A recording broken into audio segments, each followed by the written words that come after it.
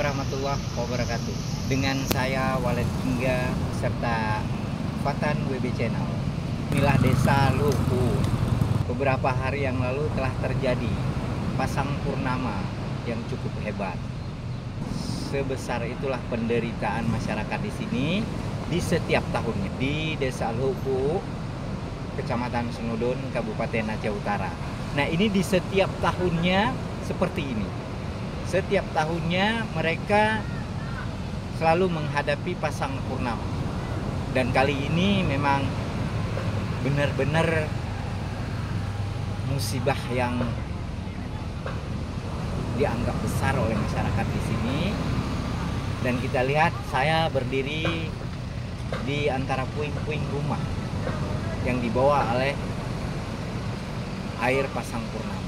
Mohon doa daripada semua pemirsa agar mereka diberikan sebuah ketabahan dan bisa menjalani hari-hari ke depan yang lebih baik.